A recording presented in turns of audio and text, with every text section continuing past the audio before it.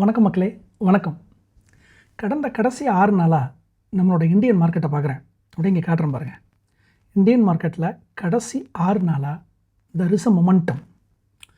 என்ன sir there is a momentum? மொமெண்டம்னா sir மொமெண்டம்னா உந்தம். அது மார்க்கெட்டாக இருக்கட்டும், வாழ்க்கையாக இருக்கட்டும், ஒரு மொமெண்டம் இருக்கும்போது வாழ்க்கையில் எப்போவுமே ஒரு சந்தோஷம் தான். என்னது?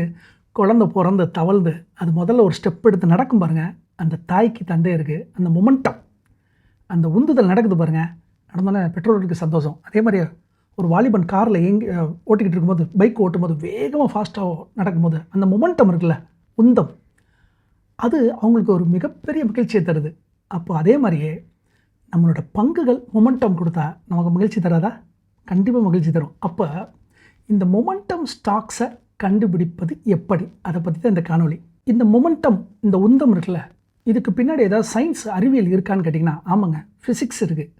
இது எப்படின்னா, நியூட்டனோட 2ஆம் விதி இருக்குல்ல, அதாவது ஒரு பொருளின் மீது செயல்படும் விசைகள், அதாவது பொருளின் உந்தம் மாறுபடும் வீதம் அதன் மீது செயல்படும் விசைக்கு நேர்த்தகவில், அதாவது ப்ரொபோஷ்னலாக இயங்கும் அப்படிங்கிறாரு. அதாவது பார்த்தீங்கன்னா அங்கே பாருங்கள், உந்தம்னு கொடுத்துருக்குதுங்க, என்ன கொடுத்துருக்காங்க? மொமெண்டம்னு கொடுத்துருக்காங்க. சரி, இந்த மொமெண்டம்ங்கிறது சயின்ஸில் இருக்குது, நியூட்டனோட 2ஆம் விதியில் இருக்குது, இயக்க விதியில் இருக்குது. சரி, அதுதான் இப்போ நம்ம இந்தியன் மார்க்கெட்டில் மொமெண்டமாக போகுது.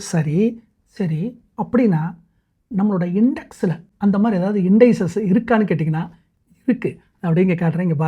இங்கே பாருங்கள், Nifty 200 momentum, mid cap 150 momentum, 500 momentum 50, total market momentum, multi cap momentum, mid cap small cap momentum, small cap momentum quality அப்படின்னு சொல்லி இண்டைசஸ்லேயே இருக்குது இந்த மொமெண்டத்தை பற்றி. அதாவது விரைவாக ஏறக்கூடிய பங்குகள் அப்படின்னு சொல்லி இண்டைசஸ்லேயே இருக்குது. அப்போ அதே மாதிரியே பங்குகளுக்கு, ஸ்டாக்குக்கு மொமெண்டம் ஸ்க்ரீனர்ஸ்னு அப்படின்னு ஏதாவது ஸ்க்ரீனர்ஸ் இருக்கணும் இல்லையா? அப்படி ஏதாவது ஸ்க்ரீனர் இருக்கா அப்படிங்கிறத டிக்கெட் டேப்பில் போய் செக் பண்ணுறேன். அப்போ பாருங்கள், நான் டிக்கெட் டேப் போகிறேன், ஸ்க்ரீனர்ஸ் கொடுக்குறேன், ஸ்க்ரீனர்ஸில் போய் ஸ்டார்ட் ஸ்க்ரீனிங் கொடுக்குறேன். ஸ்டார்ட் ஸ்க்ரீன்ஸில் இங்கே பாருங்கள், ஆல் ஸ்க்ரீனில் போய்ட்டு வியூ ஆல் ஸ்க்ரீன் கொடுத்துட்றேன். அங்கே பாருங்கள், ப்ரீமியம் போகிறேன், ஏன்னா ப்ரீமியம் நம்ம ஆல்ரெடி எடுத்துருக்கோம். ப்ரீமியம் போகிறேன். ப்ரீமியத்தில் பாருங்கள், consumer essential, goal based vehicle, goal based retirement, carry forward candidate, value with momentum monster. இங்கே பாருங்கள் இருக்குதா? அப்போது ஸ்க்ரீனர்ஸ்லையும் மொமெண்டம் ஸ்க்ரீனருங்கிறது இருக்குது. இங்கே 2 இண்டைசஸோட சேட்டை காமிச்சிடறேன். இங்கே பாருங்கள், அந்த சேட்டில் இந்த 2 மொமெண்டம் இண்டைசஸோட சேட்டை நல்லா பாருங்கள். இது பேர் என்ன சொல்லுவாங்கன்னா சிமெட்ரிக்கல் ட்ரையாங்குலர் பேட்டர்னு சொல்லுவாங்க. அந்த பேட்டர்ன் படி அங்கே பாருங்கள், கோடுகளை உடைத்தால் மொமெண்டம் ஸ்ட்ராங்காக இருக்குங்கிறதுல மாற்றுக்கிறதே கிடையாது. மொமெண்டம் இண்டைசஸில் ஏதோ ஒரு மொமெண்டம் நடக்க போகுதுங்கிறது தெரிஞ்சிருச்சு. சரி, இப்போ இண்டைசஸில் வருது தெரியுது, அதை பங்குகளை எப்படி கண்டுபிடிக்கிறதுங்கிறதுக்கு இதுக்கு 3 சூத்திரங்கள் இருக்குது. அதாவது ரேஷியோஸ், அதை வந்து மெக்டி, ஏடிஎக்ஸ், ஆர்எஸ்ஐலாம் சொல்லுவாங்க. நீங்கள் ஒன்றே குழம்பிக்காதீங்க, என்னடா அது இங்கிலீஷ் வார்த்தை பெருசாக பேசுகிறாங்க. ஒன்றும் இல்லை, இந்த பங்குகள் விலை உயருது இல்லையா, அதை அப்படியே உங்கள் காரை எடுத்துக்கோங்க. உங்கள் காரு இந்த பங்குகள் விலை, இது எப்படி ரெண்டுத்தையும் சரிசமமாக நம்ம உதாரணத்துக்கு எடுத்துக்கிட்டோம்னா உங்களுக்கு புரிய வச்சிடலாம். இதில் முதல்ல நம்ம எடுத்துக்க போகிறது MACD, அதாவது மூவிங் ஆவரேஜ் கன்வர்ஜென்ஸ் டைவர்ஜென்ஸ். என்ன சார் ரொம்ப குழப்பமாக இருக்கா? ஒன்றும் இல்லை சார், நெருங்குதல் விலகுதல். தமிழில் சொல்கிற பாருங்க, நெருங்குதல் விலகுதல். என்ன நெருங்குதல் விலகுதல்? சிம்பிளாக சொல்கிறேன் சார். நீங்கள் ஒரு காரில் பயணிச்சுக்கிட்டு இருக்கீங்க, கடைசி 26 நாள் நீங்கள் ஓட்டின கிலோமீட்டர் ஆவரேஜ் ஸ்பீடு வந்து பார்த்திங்கன்னா 50 km/h நீங்கள் ஃபாஸ்ட்டாக போய்ட்டுருக்கீங்க, 50 km வேகத்தில் நீங்கள் போய்ட்டுருக்கீங்க. அதுக்கு அடுத்த 12 நாட்கள் அந்த சராசரி இருக்குல்ல, இந்த 50 51 தாண்டுச்சுன்னா நீங்கள் நெருங்குகிறீர்கள். அதாவது MACD போன ஆவரேஜை விட அதிகமாகும் பொழுது நீங்கள் மொமெண்டத்தில் இருக்கிறீர்கள் என்று அர்த்தம். அப்போ அதே மாதிரி தான் பங்குகள், கடைசி 26 நாளோட ஆவரேஜ் இருக்கு இல்லையா, அந்த ஆவரேஜை இந்த கடைசி 12 நாளில் தாண்டும் பொழுது MACD 0க்கு மேலே இருந்தால் அந்த ப்ரைஸு மேலே போகுதுன்னு அர்த்தம். அப்போ ஒரு பங்கினோட சாட்டில் நம்ம கொடுத்துட்டு MACDங்கிறத கீழே கொடுத்துட்டோம்னா அங்கே பாருங்கள், MACD 0க்கு மேலே இருந்தால் இது ஏற்கனவே இருந்த வேகத்தை விட இப்பொழுது வேகமாக இருக்கிறது.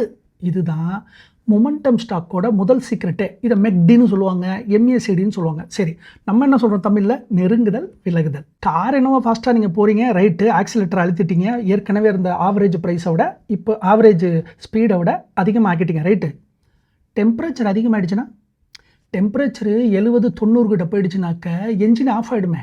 அப்போது என்னோட என்ஜினும் சூடாக இருக்கக்கூடாது. அப்போனா என்ஜின் சூடாக இருக்கக்கூடாதுன்னா என்னென்னா, என்ஜினோட டெம்பரேச்சர் 70 தொட்டு இருக்கக்கூடாது அப்படின்னு சொல்கிறல. இதுக்கு பேர் RSI, ரிலேட்டிவ் ஸ்ட்ரென்த் இண்டெக்ஸ். அதாவது ஒப்பீட்டு வலிமை. இந்த வலிமை அந்த வாகனத்துக்கு இருக்கா, இந்த பங்குக்கு இருக்கா?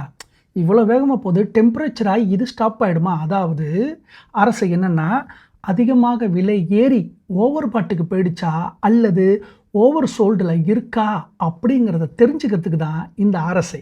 எப்படி நம்ம வாங்கின டெம்பரேச்சர் ஆனால் ஆஃப் ஆகிடுமோ, ஆட்டோமேட்டிக்காக நீங்களே ஸ்லோ பண்ணிடுவீங்களோ, டெம்பரேச்சர் ஆனால் ஸ்லோ பண்ணிடுவீங்களா, அதே மாதிரியே ஒரு பங்கின் விலை அதிகமாகும் பொழுது, ஓவர் பாட்டுக்கு போகும் பொழுது விற்றுருவாங்க எல்லாரும். ஸ்டாக்கை விற்கும் போது ஆட்டோமேட்டிக்காக இறங்கிடும். அப்போ என்ன அர்த்தம்னா, என்னுடைய RSI என்பது 20லேருந்து 60க்குள்ளே இருக்கணும் அப்படிங்கிறத நான் செட் பண்ணால், சேட்டில் எப்படி வரும் பாருங்கள், RSI இங்கே கொடுத்துறோம் பாருங்கள். அப்போ RSI என்பது 20 to 60க்குள்ளே இருந்தால் வலிமை இருக்கிறது, ஒப்பீட்டு வலிமை இருக்கிறதுன்னு அர்த்தம். சரி, இப்போ எனக்கு புரிஞ்சிருச்சு. ஆவரேஜ் ஸ்பீடை விட அதிகமாகவும் ஓட்டுறேன், மெக்டி.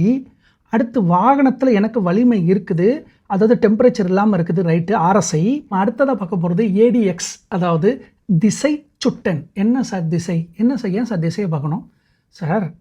ஸ்பீடு அதிகமாகிடுச்சு, ரைட்டு. என்ஜின் நல்லா இருக்குன்னு தெரிஞ்சிருச்சு, ரைட்டு. டெம்பரேச்சர் இல்லைன்னு தெரிஞ்சிருச்சு. நீங்கள் அதிகமாக ஆக்சிலேட்டர் கொடுக்குறீங்கன்னு தெரிஞ்சிருச்சு. நீங்கள் மொமெண்டமில் இருக்கீங்கன்னு தெரிஞ்சிருச்சு. நீங்கள் சரியான பாதையில் தான் போகிறீங்களான்னு எப்படி தெரியும்?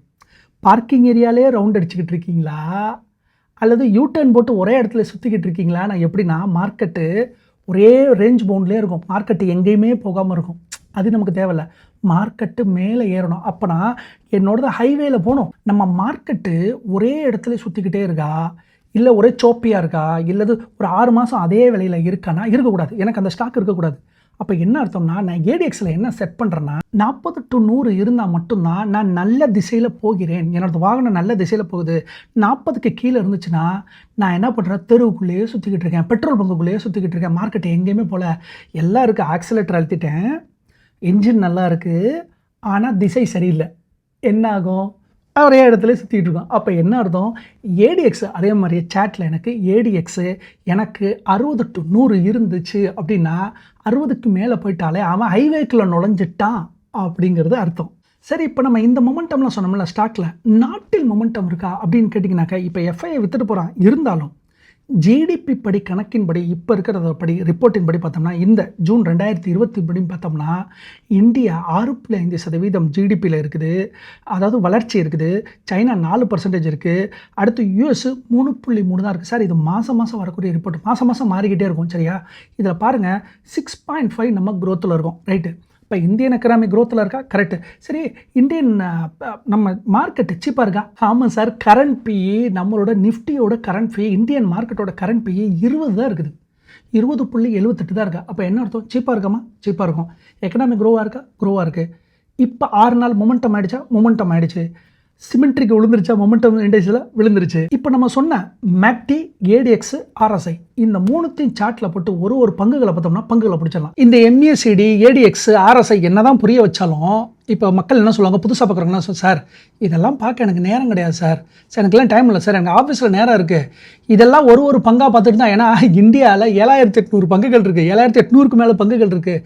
ஒரு பங்கில் நான் எனக்கேற்ற பங்கு நான் எப்படி சார் கண்டுபிடிப்பேன், இதெல்லாம் தெரிஞ்சால் கூட நான் எப்படி கண்டுபிடிப்பேன் அப்படின்னு நினைக்கிறீங்களா? அப்போ நம்ம என்ன பண்ணுவோம், ஆல்ரெடி நம்ம டிக்கர் டேப்பில் யூஸ் பண்ணியிருக்கோம் இல்லையா, அந்த ஸ்க்ரீனரை போட்டால் இப்போ தெரிஞ்சு போய்டும் அது என்னென்ன ஸ்டாக்குன்னு. பார்த்துருவோமா? இப்போ நான் ஸ்க்ரீனை ஷேர் பண்ணிடுறேன், அதை பாருங்கள். அந்த ஸ்க்ரீனில் இப்போ நீங்கள் பார்க்க போகிற அந்த மொமெண்டம் இருக்கு இல்லையா, மொமெண்டம் ஸ்க்ரீனர், அந்த ஸ்க்ரீனர் ரெஜிஸ்டர்டு இன்வெஸ்ட்மெண்ட் அட்வைசர் RIAல் ரெஜிஸ்டர்ட் பண்ணவங்களால் தேர்வு செய்யப்பட்டது. அந்த ஸ்க்ரீனர்லாம் ஆல்ரெடி போட்டு இன்பில்டாக ப்ரீமியம் வெர்ஷன் ஆல்ரெடி இருக்குது. இங்கே பாருங்கள், நம்ம 3 சொன்னோம் இல்லையா, அந்த 3 இங்கே இதில் இருக்கா பாருங்கள். இங்கே பாருங்கள், RSI கொடுத்துட்டாங்க, கரெக்ட். MACD கொடுத்துட்டாங்க, ரைட். ADX கொடுத்துட்டாங்க.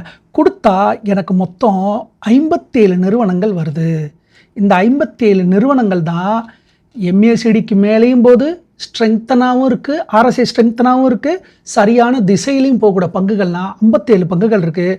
இந்த 57 பங்குகளில் மேலும் உங்களுக்கு நம்ம மல்டிபேக்கர் அதெல்லாம் போட்டிருந்தோம் இல்லையா, அதில் ப்ரொமோட்டர் ஹோல்டு இவ்வளோ இருக்கணும், டெட் ஈக்விட்டி இவ்வளோ இருக்கணும், ROE இவ்வளோ இருக்கணும், ROC இவ்வளோ இருக்குன்னு நினச்சிங்கன்னா மேலே நீங்கள் ஆட் பண்ணிக்கலாம். ஆட் பண்ணிட்டு கூட இதில் இருக்கக்கூடிய பங்குகளை நீங்கள் தேர்ந்தெடுக்கலாம். ஒருவேளை இந்த காணொலி இப்போ தான் புதுசாக பார்க்குறீங்க, சேனலுக்கு புதுசு அப்படின்னாக்க கீழே லிங்க் கொடுத்துருக்கேன். லிங்க்கு டிக்கர் டேப்போட லிங்க் கொடுத்துருக்கேன்.